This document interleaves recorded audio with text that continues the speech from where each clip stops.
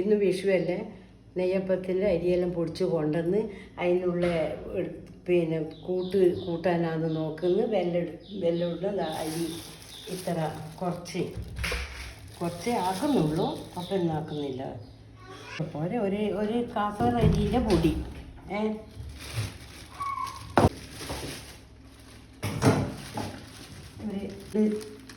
കുറച്ച് ഒരു 1/4 കിലോ മൈദപ്പൊടി നോക്കുന്ന ഇത് അരിപ്പൊടി.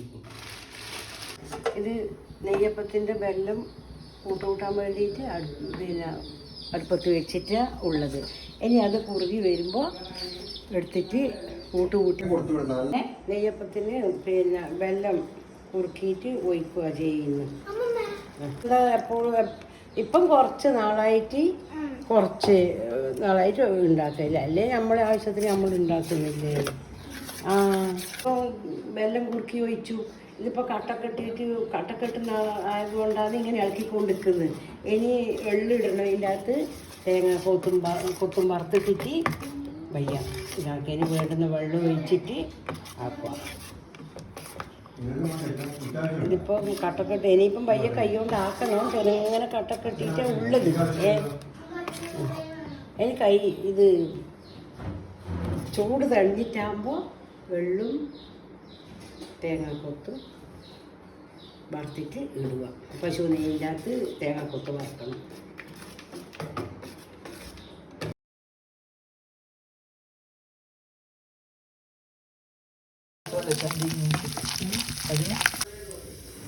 എള്ള് വറുത്തിട്ടു. ഇത് കുറച്ചേ വേണ്ടു അപ്പക്കാരം, അധികമൊന്നും വേണ്ട, അന്നേരം പൊട്ടി വലിച്ചടിയും. ഇത് അപ്പക്കാരം തന്നെ, അരിപ്പൊടി ഒന്നല്ല.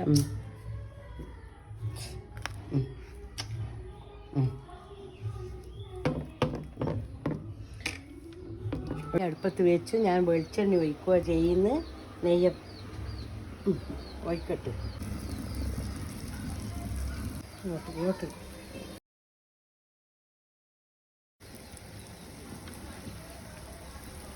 ഇത് എൻ്റെ വിഷുവിൻ്റെ നെയ്യപ്പല്ല ഇവിടെ തയ്യാറായി.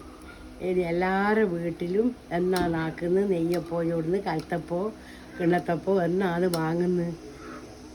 നമ്മളിത് ശരിയായി. ഇനി ഇതെല്ലാം നോക്കി പിടിച്ച് ഇടിയാക്കി വെച്ചു.